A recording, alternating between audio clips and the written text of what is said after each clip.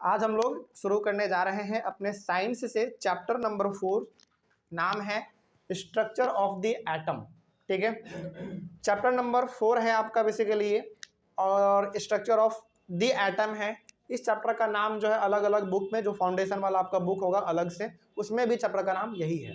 तो चैप्टर का नाम कुछ भी हो, कंटेंट लगभग सबका सेम रहता है। ठीक है, तो चूंकि हम लोग एनसीईआरटी के अकॉर्डिंग चल रहे हैं तो हम लोग पूरा का पूरा फोकस हमारा उसी पे रहेगा। ठीक है, शुरू करते हैं। अच्छा, एक चीज और सबसे पहले बता देते हैं कि ये जो चैप्टर हमारा स्ट्रक्चर ऑफ द एटम है, इस चैप्टर में बहुत कुछ ऐसा है जो कि हमको ड्रॉ करके समझाना पड़ेगा, है ना। यानी कि डायग्राम बनाना पड़ेगा, फिर उसको समझाना पड़ेगा। बेसिकली स्ट्रक्चर बनाना है हमको इसमें एटम का, तो वो हमारा काम हो पाएगा अपने बोर्ड पे। तो जो हमारा केवल थ्योरी वाला पार्ट रहेगा, जो आसान रहेगा समझने में, उसको हम लोग अपने स्क्रीन पे ही समझ लेंगे। ठीक है, और जो हमारा डायग्राम बनाने वाला कॉन्सेप्ट रहेगा उसको हम लोग अपने बोर्ड पे समझेंगे। तो हम लोग स्क्रीन और अपने बोर्ड पे दोनों पे आके समझते हुए इसको खत्म कर देंगे। ठीक है, शुरू करते हैं फिर। स्ट्रक्चर ऑफ एटम क्या है? अच्छा, स्ट्रक्चर ऑफ एटम चैप्टर पढ़ने से पहले ना हम लोग याद करते हैं अपने चैप्टर नंबर 3 को। चैप्टर नंबर 3 क्या था? जल्दी फटाक से बताओ। एटम्स एंड मॉलिक्यूल्स, सिंपल सा बात। अच्छा, एटम्स एंड मॉलिक्यूल्स जब हम लोग पढ़ रहे थे तो उसमें हमने आपको एक चीज बताया था कि जितने भी लिविंग थिंग्स हैं, समझिएगा जरा ध्यान से, ये चैप्टर बहुत इंटरेस्टिंग है ना। इसमें ये चैप्टर उसी प्रकार से है जिस प्रकार से आप सेल को पढ़ते हो बायोलॉजी में। बायोलॉजी में आप पढ़ते हो सेल, उसी प्रकार से आप केमिस्ट्री में पढ़ोगे structure of the atom. Simple से बात है ना। तो एटम होता क्या, इसके बारे में हमने आपको पहले भी बहुत बार बताया, एक बार फिर से बताते हैं कि लिविंग थिंग्स जितने भी होते हैं वो सारे के सारे मिल के बने होते हैं सेल से। ठीक है, लेकिन जितने भी नॉन लिविंग थिंग्स हैं वो बने होते हैं एटम से। फॉर एग्जाम्पल आयरन का रॉड क्या है, लिविंग थिंग्स है या नॉन लिविंग थिंग्स है? नॉन लिविंग है, तो वो एटम से मिलके बना होगा। ठीक है, तो ये बेसिक सा डिफरेंस है एटम्स में और सेल में, जो कि आपको सबसे पहले क्लियर कर लेना है कि जो भी लिविंग थिंग्स होंगे वो हमारे सेल से मिलके बने होंगे, और जो नॉन लिविंग थिंग्स होंगे वो एटम से मिलके बने होंगे। ठीक है, अब एक चीज और आप जानते हैं, सेल के अंदर जो हमारा सेंट्रल वाला पार्ट होता है, छोटा सा सर्किल टाइप में, उसको हम लोग क्या कहते थे? न्यूक्लियस। उसी प्रकार का न्यूक्लियस एटम के अंदर भी होता है। बात समझ में आ रही है? जिस प्रकार से सेल के अंदर न्यूक्लियस होता है सेंट्रल पार्ट में, उसी प्रकार से एटम के अंदर भी न्यूक्लियस होता है सेंट्रल पार्ट में। पहला चीज दोनों में कॉमन हो गया। दूसरा बात आपने पढ़ा है सेल ऑर्गेनेल्स, हमने आपको सेल चैप्टर में पढ़ाया है, फंडामेंटल ऑफ यूनिट लाइफ में ऐसा करके था चैप्टर का नाम। उसमें हमने आपको पढ़ाया है कि सेल के अंदर सेल ऑर्गेनेल्स होते हैं, जैसे माइटोकॉन्ड्रिया था, राइबोसोम्स था, क्लोरोप्लास्ट था, ये सब क्या है? हमारा सेल ऑर्गेनेल्स है। उसी प्रकार का सेल ऑर्गेनेल्स आपको एटम के अंदर भी देखने को मिलेगा, लेकिन उसका नाम अलग है। नाम है इलेक्ट्रॉन, प्रोटॉन और न्यूट्रॉन। तीन चीज आप नाम सुने होंगे बहुत बार, है ना। तो याद रखिएगा कि बहुत कुछ सेल और एटम में हमारा सिमिलर होता है। सेल के अंदर भी न्यूक्लियस होगा, एटम के अंदर भी न्यूक्लियस होगा, सेल के अंदर भी हमारा सेल ऑर्गेनेल्स होगा, जैसे एग्जांपल के तौर पे माइटोकॉन्ड्रिया, क्लोरोप्लास्ट, राइबोसोम्स, ये सब था। उसी प्रकार से एटम के अंदर भी एक प्रकार से सेल ऑर्गेनेल्स के जैसा ही होता है। उसमें हमारा बेसिकली तीन चीज होता है, इलेक्ट्रॉन, प्रोटॉन और न्यूट्रॉन। ठीक है ना। अब ये इलेक्ट्रॉन, प्रोटॉन, न्यूट्रॉन क्या है, इसको आप ऐसे समझ सकते हैं कि जिस प्रकार से सेल के अंदर माइटोकॉन्ड्रिया होता है ना, राइबोसोम्स होता है, क्लोरोप्लास्ट होता है, उसी प्रकार से एटम के अंदर इलेक्ट्रॉन, प्रोटॉन, न्यूट्रॉन होता है। हालांकि इसके बारे में और हम लोग गहराई से बात करेंगे, ठीक है, लेकिन इसमें हमको बहुत बार डायग्राम भी बनाना पड़ेगा, तो डायग्राम भी हम लोग अपने बोर्ड पे बना के इसको समझेंगे। लेकिन सबसे पहले इसका जो कुछ थ्योरी वाला पार्ट है, जो कि पढ़ के ही समझ में आ जाएगा, उसको हम लोग पहले डिस्कस कर लेते हैं, फिर अपने बोर्ड पे जाके समझेंगे इसको। देखिए, सबसे पहला पॉइंट लिखा हुआ है आपके बुक में भी है, atoms and molecules are the building blocks of matter. अच्छा, याद कीजिए, हम लोग क्या बोलते थे सेल के चैप्टर में? Cells are the fundamental unit of life, ऐसा हम लोग बोलते थे सेल चैप्टर में। लेकिन यहां पे हम लोग बोल रहे हैं atoms and molecules are the building blocks of matter. यहां पे तीन वर्ड जो है ना, बहुत अच्छा वर्ड इस्तेमाल हुआ है। सबसे पहला है एटम। अच्छा, पहले तो हम लोग समझते हैं मैटर क्या होता है। एक चैप्टर ही है आपका matter in our surrounding chemistry में। मैटर का डेफिनेशन बहुत सिंपल हमने आपको बताया था, वो हर चीज जिसके पास कुछ मास हो और वो कुछ स्पेस ऑक्यूपाई करे वो हमारा मैटर कहलाएगा। जैसे फॉर एग्जांपल आपका फोन है, फोन के पास मास है, हो सकता है आपके फोन का वजन 200 ग्राम हो, 300 ग्राम हो, 150 ग्राम हो, इस प्रकार का। वो स्पेस भी ऑक्यूपाई करता है कि नहीं, जैसे आप उस फोन को इस टेबल पर रख दोगे तो वो कुछ स्पेस ऑक्यूपाई करेगा, तो वो भी हमारा क्या हो गया कि मैटर हो गया। उसी प्रकार से ये हमारा कैमरा का स्टैंड है, ये इसके पास भी कुछ मास होगा, कुछ वजन इसके पास भी होगा और ये कुछ स्पेस भी छेक रहा है, तो ये भी हमारा क्या हो गया, मैटर हो गया। तो जो भी आप अपने आसपास देख रहे हैं वो अपने आप में एक मैटर है, क्योंकि उसके पास मास भी है और वो स्पेस भी ऑक्यूपाई कर रहा है, तो उसको हम लोग कहेंगे एटम, सॉरी मैटर कहेंगे। ठीक है, अब आ जाइए एटम्स और मॉलिक्यूल्स में। जैसे सेल के अंदर आपने देखा कि सबसे फंडामेंटल यूनिट लाइफ जो हमारा होता है, फंडामेंटल यूनिट ऑफ लाइफ, वो होता है हमारा सेल। ठीक है, बहुत सारे सेल को मिला दीजिए बन जाएगा टिश्यू, बहुत सारे टिश्यू को मिला दीजिए बन जाएगा ऑर्गन, बहुत सारे ऑर्गन को मिला दीजिए बन जाएगा ऑर्गन सिस्टम, बहुत सारे ऑर्गन सिस्टम को मिला दीजिए बन जाएगा ऑर्गेनिज्म। उसी प्रकार से एटम के अंदर जो सबसे छोटा यूनिट होता है उसको हम लोग कहते हैं, क्या कहेंगे, मैटर के अंदर, सॉरी मैटर के अंदर यानी कि नॉन लिविंग थिंग्स के अंदर जो सबसे छोटा यूनिट होता है उसको हम लोग कहेंगे एटम। और बहुत सारे एटम को आप मिला दीजिए बन जाएगा मॉलिक्यूल्स। जिस प्रकार से बहुत सारे सेल को आप मिलाते हैं तो बनता है टिश्यू, उसी प्रकार से बहुत सारे एटम को मिलाइएगा तो बनेगा मॉलिक्यूल। सिंपल सी बात है। तो वही बात यहाँ पे लिखा हुआ है कि atoms and molecules are the building blocks of matter. तो जब तक आप एटम को आपस में कंबाइन नहीं करेंगे तो मॉलिक्यूल बनेगा नहीं, और जब तक आप मॉलिक्यूल को कंबाइन नहीं करेंगे तब तक आपका मैटर नहीं बनेगा। तो सबसे इंपॉर्टेंट यहाँ पे क्या हो गया, एटम और मॉलिक्यूल बिल्डिंग ब्लॉक है किसी भी मैटर का। मतलब कि कोई भी मैटर आपको बनाना हो, खड़ा करना हो, तो उसके लिए एटम और मॉलिक्यूल का प्रेजेंट होना बहुत जरूरी है। बात समझ में आ रही है? चलो आगे बढ़ते हैं फिर। The existence of different kinds of matter around us is due to the different types of atoms and molecules present in them. अब अपने आसपास आप देखिए जितने भी चीज आपको दिख रहे हैं, सबसे पहला तो वो मैटर का एग्जांपल है। ठीक है, अब हर एक मैटर का डिजाइन अलग है, शेप और साइज अलग है। ऐसा क्यों है? क्योंकि हर एक मैटर में एटम्स अलग अलग हैं, मॉलिक्यूल्स अलग अलग हैं। बात समझ में आ रही है? जैसे इसका एग्जांपल हम लोग अपने प्रैक्टिकल लाइफ से ले सकते हैं। जैसे हम ह्यूमन बींग्स देखने में अलग लगते हैं, हमारे बॉडी का शेप और साइज अलग होता है, जानवर का अलग होता है, पक्षी का अलग होता है, कीड़े मकोड़े का अलग होता है, लेकिन है तो सब लिविंग थिंग्स ही ना। लेकिन फिर सब अलग अलग क्यों है? अलग अलग इसलिए है क्योंकि हर एक के बॉडी में सेल अलग अलग प्रकार का प्रेजेंट है। उसी प्रकार से आपके आसपास जितने भी मैटर आपको दिख रहे हैं वो शेप में अलग है, साइज में अलग है, कलर में अलग है। इसलिए है क्योंकि उसमें उसमें एटम जो है वो अलग अलग प्रेजेंट है। कोई डाउट इसमें? जैसे फॉर एग्जांपल हमारा वो बोतल है, ये हमारा कैमरा स्टैंड है, दोनों बिल्कुल अपोजिट है, दोनों बिल्कुल अलग अलग है। तो इसका मतलब यहाँ पे हो गया कि दोनों में एटम और मॉलिक्यूल्स अलग अलग इस्तेमाल हुए हैं, इसीलिए दोनों अलग अलग है। ठीक है, ये बेसिक सा कॉन्सेप्ट था। अब आ जाइए आप अपने सबसे पहले इंपॉर्टेंट टॉपिक पे। टॉपिक का नाम है charged particles in matter. Charged particles in matter NCERT में सबसे पहला टॉपिक। हालांकि और भी इस टॉपिक के अंदर बात किया गया है, लेकिन कुछ क्वेश्चन है उसको आपको पढ़ने की जरूरत नहीं है, डायरेक्ट आप आ जाइए अपने पहले टॉपिक पे, चार्ज्ड पार्टिकल्स इन मैटर। ये क्या होता है इसके बारे में हम लोग शुरू करेंगे। देखिए लिखा हुआ है, for a long time it was thought that the atoms are indivisible. बहुत लंबे समय से ऐसा कहा जाता था कि एटम जो होते हैं ना वो इनडिविजिबल है, मतलब कि आप एटम को डिवाइड नहीं कर सकते। मतलब ये हो गया कि पहले के साइंटिस्ट ये मानते थे कि जितने भी हमारे एटम है ना वो सबसे छोटा पार्टिकल है, उसको और ज्यादा ब्रेक नहीं किया जा सकता है। ये पहले के साइंटिस्ट का मानना था। लेकिन आज के दौर में हम लोग ये जानते हैं कि एटम के अंदर भी तीन चीज प्रेजेंट है, इलेक्ट्रॉन, प्रोटॉन और न्यूट्रॉन। तो अब यहां से हम ये कह सकते हैं कि एटम जो है ना वो डिविजिबल है, उसको हम लोग डिवाइड कर सकते हैं।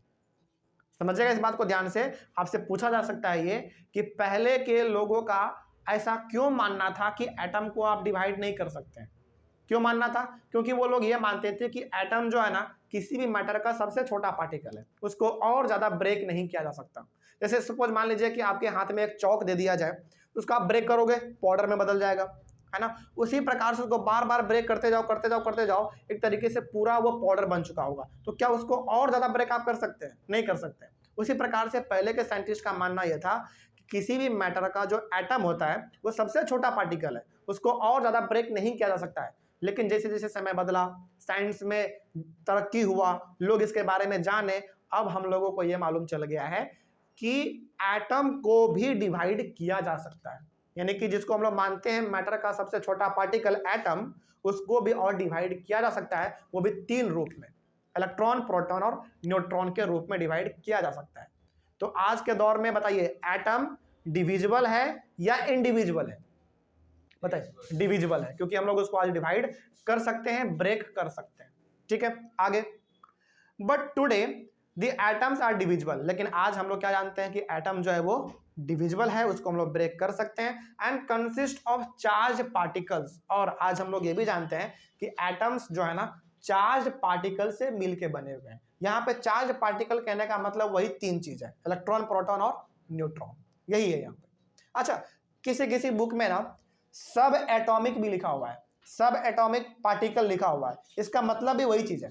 तो जब आप बुक को पढ़िएगा तो आपको मिलेगा सब एटॉमिक पार्टिकल्स, तो इसका मतलब यहाँ पे क्या है, वही 3 चीज के बारे में बात हो रहा है, इलेक्ट्रॉन, प्रोटॉन और न्यूट्रॉन के बारे में बात हो रहा होगा। तो सब एटॉमिक पार्टिकल बोले या फिर चार्ज पार्टिकल बोले, इसका मतलब वही चीज है। ठीक है, आगे। अब बात करते हैं थोड़ा सा हम लोग डिस्कवरी ऑफ इलेक्ट्रॉन के बारे में। यहां तक तो आपको मालूम चल गया कि एटम के अंदर 3 चीज प्रेजेंट होंगे, 3 चीज प्रेजेंट होंगे, इलेक्ट्रॉन, प्रोटॉन और न्यूट्रॉन। तो इन तीनों के बारे में हम लोग अब एक एक करके जानेंगे, लेकिन चूंकि हम लोग एनसीईआरटी के अकॉर्डिंग चल रहे हैं तो उसमें सबसे पहले इलेक्ट्रॉन और प्रोटॉन के बारे में ही जिक्र किया गया है। कुछ दूर आप पढ़ेंगे उसके बाद आपको मिलेगा प्रोटॉन, तो प्रोटॉन को हम लोग थोड़ी देर बाद पढ़ेंगे, लेकिन पढ़ेंगे उसके बारे में भी। ठीक है, लेकिन आपको यहां तक तो मालूम चल गया कि 3 चीज होता है, लेकिन पहले 2 चीज पढ़ लेते हैं एनसीईआरटी के अकॉर्डिंग। तो सबसे पहले हम लोग बात करेंगे इलेक्ट्रॉन का। ठीक है, देखिए, in 1897 the existence of electrons in an atom was identified by J.J. Thomson। ये बात है 1897 का। 1897 में हमारे सामने एक साइंटिस्ट आते हैं, साइंटिस्ट का नाम है J.J. थॉमसन। उन्होंने हमको ये खोज के बताया कि एटम के अंदर जो है ना इलेक्ट्रॉन नाम का भी एक छोटा सा पार्टिकल प्रेजेंट होता है। बात समझ में आ रही है? उसके बाद फिर आगे देखिए, तो यहाँ पे एटम के अंदर इलेक्ट्रॉन नाम का भी एक चार्ज पार्टिकल होता है। ये हमको किसने बताया? J.J. थॉमसन ने बताया, वो भी 1897 में। ठीक है, आगे इलेक्ट्रॉन हैज नेगेटिव चार्ज। अच्छा, आप कह रहे हैं चार्ज पार्टिकल आप कह रहे हैं, तो यहाँ पे चार्ज आप बोल रहे हैं ना, तो कौन सा चार्ज, पॉजिटिव चार्ज या नेगेटिव चार्ज? नहीं, यहाँ पे इलेक्ट्रॉन के पास नेगेटिव चार्ज होता है, याद रखिएगा, इलेक्ट्रॉन के पास नेगेटिव चार्ज होता है। नेगेटिव आप देखें ना, बैटरी में पॉजिटिव टर्मिनल और नेगेटिव टर्मिनल, तो इलेक्ट्रॉन के पास होगा नेगेटिव चार्ज। ठीक है, आगे the charge on electron is -1। -1 का मतलब यहाँ पे सिंपल सा है कि इलेक्ट्रॉन के पास कैसा चार्ज? Negative charge. और आपको मालूम है कि कुछ ना लिखा रहे तो ऑटोमेटिकली 1 तो होता ही है ना। तो इलेक्ट्रॉन के पास -1, वो भी नेगेटिव चार्ज होता है, -1। ठीक है, उसके बाद इलेक्ट्रॉन इज रिप्रेजेंटेड बाय, देखो इलेक्ट्रॉन को कैसे रिप्रेजेंट करना है। यदि आपको ELECTRON लिखने का मन नहीं है तो सिंपली आप स्मॉल e लिखो, उसके ऊपर एक छोटा सा माइनस का साइन दे दो। माइनस का साइन क्या दर्शाता है? नेगेटिव चार्ज दर्शाता है। तो ये हो गया इलेक्ट्रॉन को लिखने का तरीका। Electrons are present outside the nucleus. अब जैसा कि हमने आपको बताया कि एटम के अंदर भी क्या होता है? न्यूक्लियस होता है, और ये इलेक्ट्रॉन जो है ना कहाँ पे प्रेजेंट रहेगा एटम के? समझिए ध्यान से, कंफ्यूज बिल्कुल भी नहीं होना। एटम जिस प्रकार से सेल के अंदर न्यूक्लियस होता है, उसी प्रकार से एटम के अंदर भी न्यूक्लियस होता है। ठीक है, तो ये इलेक्ट्रॉन रहेगा कहाँ पे? न्यूक्लियस के अंदर या न्यूक्लियस के बाहर? तो ये रहता है न्यूक्लियस के बाहर। ठीक है, इस बात को आप याद रखेंगे। उसके बाद the mass of an electron is considered to be negligible. देखिए इलेक्ट्रॉन का जो मास होता है ना, हालांकि उसका मास होता है, अब जरा देखो सोचो, एक सेल कितना छोटा होता है, उसको आप देख सकते हैं खुले आंखों से? नहीं देख सकते हैं। जब एक सेल को आप नहीं देख सकते हैं तो सेल के अंदर पाए जाने वाला cell organelles, mitochondria, ribosomes, chloroplast, इन सबको आप देख सकते हो? नहीं देख सकते। उसी प्रकार से जब आप एटम को नहीं देख सकते तो एटम के अंदर जो हमारा छोटे छोटे पार्टिकल्स हैं, इलेक्ट्रॉन, प्रोटॉन, न्यूट्रॉन, उसको आप कैसे देख पाओगे? इसीलिए यहां पे कहा गया है कि इलेक्ट्रॉन का जो मास होता है ना, वो नेग्लिजिबल होता है। हालांकि याद रखिएगा इस बात को, यहां पे नेग्लिजिबल का मतलब ये नहीं है कि इलेक्ट्रॉन के पास मास होता ही नहीं है, नहीं। इलेक्ट्रॉन के पास मास है, लेकिन इतना ज्यादा कम है, इतना ज्यादा कम है कि हम लोग उसको कह देते हैं कि उसके पास मास ही नहीं है। तो क्या इसका मतलब हम ये कह दें कि उसके पास मास ही नहीं है? नहीं, मास है लेकिन बहुत ही कम है। ठीक है, जैसे फॉर एग्जांपल मान लीजिए आपको 100 रुपए की जरूरत है, ठीक है, और आपको 1 रुपया मिल रहा है, तो एक तरीके से आप कह सकते हैं कि मुझे कुछ नहीं मिला। उसी प्रकार से इलेक्ट्रॉन के पास मास है लेकिन बहुत कम है, इसलिए हम लोग कह देते हैं कि उसके पास एक तरीके से मास है ही नहीं। इसलिए यहाँ पे एक वर्ड इस्तेमाल किया गया है, नेग्लिजिबल। तो ये पूरा का पूरा बात हो गया हमारा इलेक्ट्रॉन का। याद रखिएगा, अब तो एमसीक्यू भी आप लोगों को दे रहा है ना? तो एमसीक्यू में ये आ सकता है कि इलेक्ट्रॉन का खोज किसने किया? तो जे थॉमसन ने किया। ठीक है, आगे अब बात करते हैं प्रोटॉन का। ये देख लीजिए क्या है, इन 1886, अच्छा देखिए जरा ध्यान से, इलेक्ट्रॉन का खोज किया गया 1897 में, प्रोटॉन का खोज किया गया 1886 में। तो इसका मतलब यहां पे आप ये कह सकते हैं कि प्रोटॉन का खोज पहले हुआ, इलेक्ट्रॉन का खोज बाद में हुआ। ठीक है, इन 1886 the existence of protons in an atom was identified by A Goldstein. 1886 में प्रोटॉन का खोज एटम के अंदर होता है, प्रोटॉन नाम जैसा कुछ चीज, इसका खोज किया किसने? ए गोल्डस्टीन ने। कोई डाउट इसमें? चलिए आगे बढ़ते हैं फिर। लेकिन इन्होंने कैसे खोज किया इसके बारे में भी थोड़ा सा यहाँ पे दिया हुआ है, हालांकि पूरा डिटेल नहीं है लेकिन छोटा सा यहाँ पे दिया हुआ है। आप क्लास 11-12 में आएंगे तो ए गोल्डस्टीन ने किस प्रकार से प्रोटॉन का खोज किया था वो आपको डिटेल में पढ़ना है, लेकिन उसका छोटा सा हिस्सा आपको यहाँ पे दे दिया गया है जानकारी के तौर पे। देखिए क्या लिखा हुआ है, A Goldstein discovered the presence of new radiations in gas discharge tube and called them canal rays. देखिए हुआ था क्या ना बेसिकली, हालांकि डिटेल यहाँ पे नहीं दिया गया लेकिन थोड़ा सा हम आपको बता देते हैं इसके पीछे का कहानी। ए गोल्डस्टीन ने एक ट्यूब के अंदर गैस लिया, ठीक है, उस गैस को बहुत ही हाई वोल्टेज पे इलेक्ट्रिसिटी पास किया गया। मतलब कि वो ट्यूब है, आप देखते हैं टेस्ट ट्यूब, उसी प्रकार का उन्होंने अपने लेबोरेटरी में टेस्ट ट्यूब लिया, उसके अंदर गैस लिया, ठीक है, और उस गैस से हाई वोल्टेज करंट उन्होंने दौड़ाया, यानी कि पास करवाया। और जब उन्होंने पास करवाया ना तो एक नया रेडिएशन देखने को मिला। रेडिएशन का मतलब समझते हैं, एक तरीके से कंपन, जैसे हम लोग कहते हैं ना कि रेडिएशन ज़्यादा होने की वजह से आज पक्षी मर रही है, उसी प्रकार का एक रेडिएशन उनको देखने को मिला। ठीक है, और उस रेडिएशन को उन्होंने नाम दिया कैनल रेज। इस बात को याद रखिएगा। और नेक्स्ट पेज में आप देखिए डायरेक्ट क्वेश्चन पूछा गया है, व्हाट आर कैनल रेज, पूछा गया है, छोटा सा ब्लू कलर में है ना, पूछा गया है ना, तो आप डायरेक्ट यहाँ पे लिख सकते हो। तो कैनल रेज क्या है, कैसे लिखोगे? ऐसे लिखना कि ए गोल्डस्टीन ने एक ट्यूब के अंदर गैस छोड़ा और उस गैस से उन्होंने हाई वोल्टेज करंट पास किया। जब उन्होंने पास किया तो उनको एक नया रेडिएशन देखने को मिला, उसी रेडिएशन को उन्होंने कैनल रेज नाम दे दिया। ठीक है, these canal rays were positively charge radiation, और उन्होंने ये खोजा कि वो जो रेडिएशन था वो पॉजिटिवली चार्ज था, यानी कि उसके ऊपर कैसा चार्ज है? पॉजिटिव चार्ज है। ठीक है, which ultimately lead to the discovery of proton, और वहीं से उनको आइडिया आया कि एटम के अंदर प्रोटॉन जैसा भी कुछ चीज होता है। अब जब इन्होंने खोजा तो इन्होंने फिर क्या बताया हम लोगों को, देखिए, प्रोटॉन हैज पॉजिटिव चार्ज। उन्होंने बताया कि प्रोटॉन नाम जैसा कुछ चीज भी एटम के अंदर प्रेजेंट होता है, और प्रोटॉन के पास कैसा चार्ज होगा? पॉजिटिव या नेगेटिव? Positive charge. याद रखिएगा, इलेक्ट्रॉन के ऊपर नेगेटिव चार्ज और प्रोटॉन के ऊपर पॉजिटिव चार्ज। ठीक है, the charge on proton is +1। जिस प्रकार से इलेक्ट्रॉन के ऊपर -1 चार्ज था, उसी प्रकार से प्रोटॉन के अंदर +1 चार्ज होगा। इलेक्ट्रॉन के ऊपर कितना चार्ज?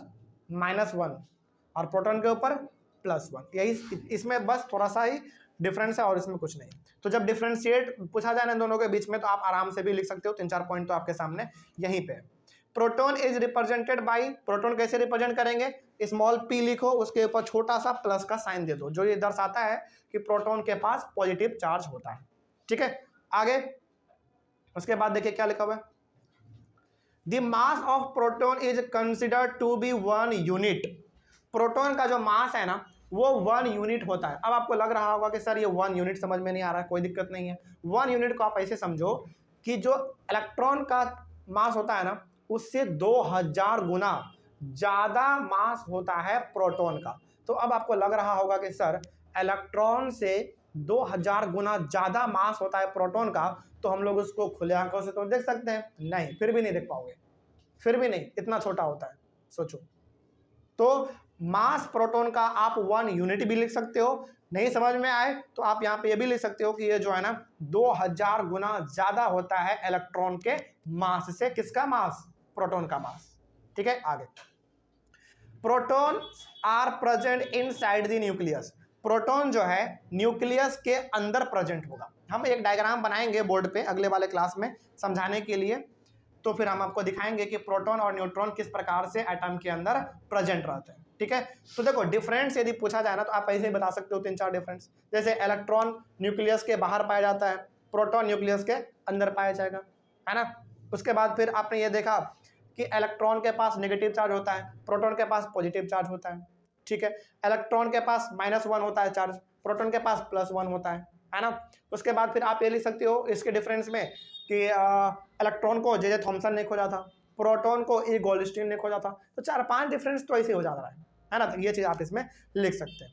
आगे जो एक सबसे इंपॉर्टेंट पॉइंट इसमें लिखा हुआ है, देखो क्या, an atom was composed of protons and electrons mutually balancing their charges. अब जरा देखिए यहां पे ध्यान से, एक एटम में अभी फिलहाल हम लोग तो ये जान चुके हैं कि एटम के अंदर तीन चीज होगा, इलेक्ट्रॉन, प्रोटॉन और न्यूट्रॉन, 3 चीज होंगे। लेकिन अभी फिलहाल हमने 2 चीज के बारे में पढ़ा, इलेक्ट्रॉन और प्रोटॉन। तो अभी तक यहाँ पे आपको ये समझ में आया कि एटम के अंदर पॉजिटिव चार्ज भी होता है, नेगेटिव चार्ज भी होता है। इसीलिए पॉजिटिव नेगेटिव दोनों होने के साथ साथ दोनों एक दूसरे के इफेक्ट को कैंसिल कर देता है। समझेगा जरा ध्यान से। यहाँ पे जैसे हम लोग याद कीजिए बचपन वाले क्लास में हम लोग पढ़ते थे नॉर्थ पोल और साउथ पोल, तो हम लोग एक पॉजिटिव वाला यानी कि एक साउथ पोल और एक नॉर्थ पोल जब मिलाते थे तभी चुंबक चिपकता था, है ना। उसी प्रकार से एटम के अंदर भी इलेक्ट्रॉन भी है, प्रोटॉन भी है। इस वजह से दोनों जो है ना, दोनों के प्रेजेंस होने के वजह से दोनों एक दूसरे को कैंसिल कर देता है, और इसीलिए एटम जो है ना आपका वो न्यूट्रल रहता है। न्यूट्रल का मतलब यहाँ पे है एकदम बिल्कुल शांत। जैसे फॉर एग्जांपल मान लीजिए यदि आपके सामने एक आयरन का रड रखा हुआ है, ठीक है, तो ऑब्वियस ही बात है वो एटम से मिलकर बना होगा, है ना। और चूंकि उसमें यदि एटम प्रेजेंट है तो उसको बार बार वाइब्रेट करना चाहिए, बार बार वाइब्रेट करना चाहिए, क्योंकि उसमें इलेक्ट्रॉन भी है, प्रोटॉन भी है, दोनों एक दूसरे को खींच रहा है। तो आपके सामने रखा हुआ आयरन का रड बार बार उछलना चाहिए, वाइब्रेट करना चाहिए, लेकिन वो ऐसा होता नहीं है। वो आपके सामने है, रखा हुआ है, तो वो वैसा ही रहता है। मालूम है क्यों? क्योंकि उसके अंदर इलेक्ट्रॉन और प्रोटॉन दोनों चार्ज है, नेगेटिव पॉजिटिव दोनों है, और दोनों एक दूसरे के इफेक्ट को कैंसिल कर देता है। इसीलिए हम लोग कहते हैं कि एटम जो होता है ना न्यूट्रल होता है, स्टेबल होता है। समझ रहे बात को? जैसे एक एग्जांपल आप इसको समझ लीजिए, जैसे ये हमारे हाथ में मार्कर है, ठीक है, यदि हम इसको इस किताब पे रखे हैं तो ये शांत से रहेगा। क्यों रह रहा है? क्योंकि इसके अंदर पहली बात तो एटम है, और एटम के अंदर प्रोटॉन है और न्यूट्रॉन है। न्यूट्रॉन मतलब नेगेटिव चार्ज, सॉरी एक मिनट, इलेक्ट्रॉन है मतलब नेगेटिव चार्ज, और प्रोटॉन मतलब पॉजिटिव चार्ज। दोनों एक दूसरे के इफेक्ट को कैंसिल कर दे रहा है, इस वजह से यह शांत से यहाँ पे पड़ा हुआ है। और यदि ऐसा नहीं होता तो दोनों एक दूसरे को धक्का मुक्की अंदर करते रहता, जिस वजह से ये मार्कर शांत नहीं रहता, ये उछलता रहता, वाइब्रेट करता रहता, है ना। इसीलिए हम लोग कहते हैं कि एटम जो होता है ना वो न्यूट्रल होता है, स्टेबल होता है। कोई डाउट नहीं है इसमें।